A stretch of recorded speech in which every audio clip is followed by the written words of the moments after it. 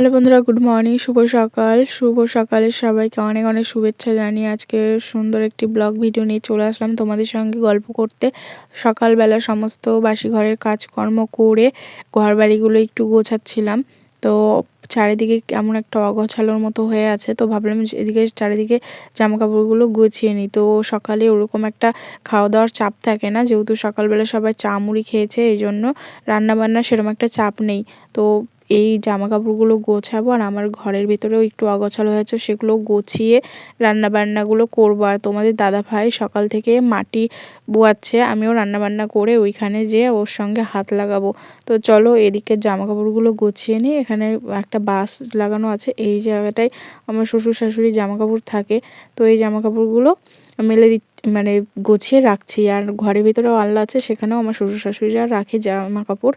তো এখানে দেখো, তারপরে কিছু জামা কাপড় ছিল, সেই জামা কাপড়গুলো বের করে এখানে ভিজিয়ে নিলাম। জামা কাপড়গুলো কাচতে হবে, অনেক জামা কাপড় নোংরা হয়ে যাচ্ছে, কারণ মাটির কাজ বুঝতেই পারছো। ওইদিকে মাটি বুয়াচ্ছে ভ্যানে করে, আর জামা কাপড়গুলো প্রচুর ময়লা হচ্ছে। তো এই যে ভাবলাম যে জামা কাপড়গুলো আগে কেচে নিই, সকালে যেহেতু একটু ফাঁকা আছে। তো তারপরে দেখো জামা কাপড়গুলো কাছাকাছি করে এদিকে এখন মেলতে যাব। আর বাড়িতে একদমই রোদ লাগে না, কারণ চারিদিকে এত গাছপালা না, রোদই লাগে না। এই হালকা একটু রোদ লাগে, এই রোদেই যেটুকু শুকায়। তো একটু পরপর এসে এসে উল্টিয়ে দেবো। তো এইটুকু রোদ লাগে না, এখন যেহেতু সকাল, এর থেকে আর একটু ভালো রোদ লাগে, মানে ওই জামা কাপড় শুকানোর মতো রোদ লাগে। আর হাওয়া হচ্ছে যেহেতু, আজকে জামা কাপড়গুলো হয়তো শুকিয়েও যাবে। তো তারপরে ওদিকে কাজকর্ম করে এদিকে চলে আসলাম রান্নাঘরে রান্না করতে। কি কি রান্না হবে আজকে? হবে এই বৈতার শাক। তো আমরা এগুলো বৈতার শাকই বলি। এগুলো তো জমিতে অনেক হয়, তো আমার বাবার বাড়ির ওইখানেও জমিতে অনেক হয়েছে, আমাদের নিজের জমিতেই। তো মা অনেক নিয়ে আসে ওখানে, তো ওই বাড়িতে খাওয়া হয়েছে প্রচুর। কিন্তু এই বাড়িতে কি বলতো, খাওয়াই হয় না, কারণ জমিতে কেউ যায় না এই শাকগুলো তুলতে। তো আমার যা গেছিলো বাবার বাড়িতে, ওদের সর্ষা ভিয়ে এই শাকগুলো অনেক হয়েছে, তো অনেক নিয়ে আসছে। তো আমাদেরকে কিছু দিয়েছে। তো এই যে শাকগুলো আমি সব বের করে নিচ্ছে, একটা কেরি ব্যাগে দিয়েছিল। তো সব কিছু পরিষ্কার করে নেব। আর ওদের ওখানে অনেক কচুও হয়েছিল, সেই কচু দিয়েছে। আর আমরা কিন্তু কচুও খেতে খুব ভালোবাসি, আমাদের বাড়িতে এই শাক কচু কিন্তু হয়। তো আমরা সবাই শাক কচু খেতে খুব ভালোবাসি, আর শাক কচু খাওয়া কিন্তু খুব ভালো। তো এই দেখো শাক কচুগুলো সব কিছু বেছে নিয়ে ধুয়ে টুয়ে আমি এদিকে রান্না বসিয়ে দিয়েছি। আর এদিকে আমার ভাতটাও কিন্তু হয়ে এসেছে প্রায়। আর এদিকে আমার ননদের জন্য এখানে একটা ডিমের তরকারি করছি। তো আজকে এই মানে সিম্পল একটা খাওয়া দাওয়া হবে। এই শাক কচু রান্না করব, আর ডিমের তরকারি করব। দেখা যাক কি কি রান্না করি। তো চলো সব কাটা বাছা করে নিয়েছি। আর এদিকে একা একাই রান্না করছি, আর তোমাদের সঙ্গে গল্প করছিলাম। আর ওইদিকে বর তো কাজ করছে, একটু পর পর ও এসে দেখে যাচ্ছে আমি কি করছি। তো বর থাকলে না এই বাড়িতে ভালো লাগে, বর যদি না থাকে না ভালো লাগে না, কেন জানি না। কারণ আমার শ্বশুর শাশুড়িরাও সেরকম একটা কথাবার্তা ওরকম বলে না, এই জন্য ভালো লাগে না। তো এই দেখো ও এসে এখন জল খাচ্ছে, আর গল্প করছিলাম আর রান্না করছিলাম। দেখো এই যে ভিডিও করছি জন্য ও হাসছিল। তো তারপরে দেখো বন্ধুরা রান্নাবান্না হয়ে গেছে। তারপরে দেখো এখানে রান্না করেছি আলু সিদ্ধ, কচু বাটা, আর এদিকে ওই যে কচুর শাক, আর ওই শাকটা করেছি বৈতার শাক।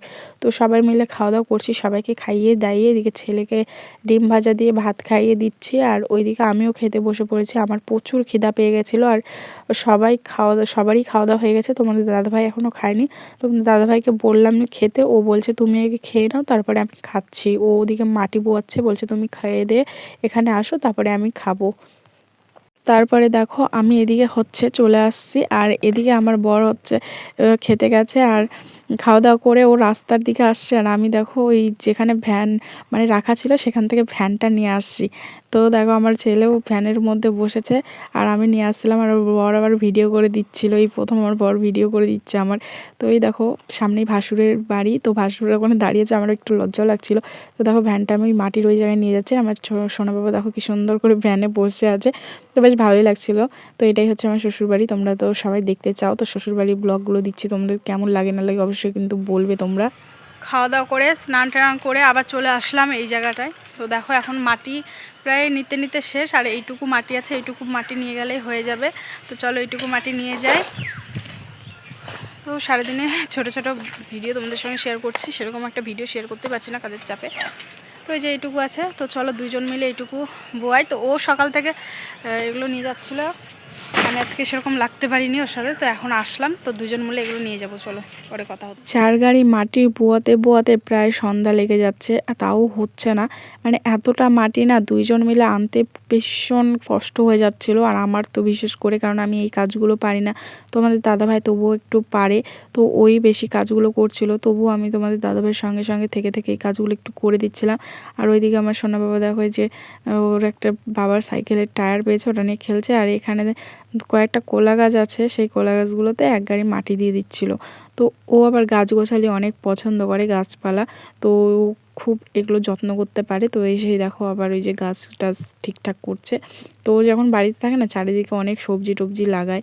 তো এখন তো আমরা নেই, তার জন্য এগুলো করতে পারি না। আর এদিকে আমি যে স্নান করেছি, মাথা একদম ভিজা আর গলাটাও প্রচুর ব্যথা করছে, কারণ প্রত্যেক দিন এই সন্ধ্যাবেলায় স্নান করছি এই ঠান্ডার মধ্যে, এই কারণে গলাটাও ব্যথা করছে। তো তোমাদের দাদাভাই এই কাজ টাজ কমপ্লিট করে একটু বাজারে গেছিলো, সেখান থেকে দেখো গিয়ে মাছ এনেছে।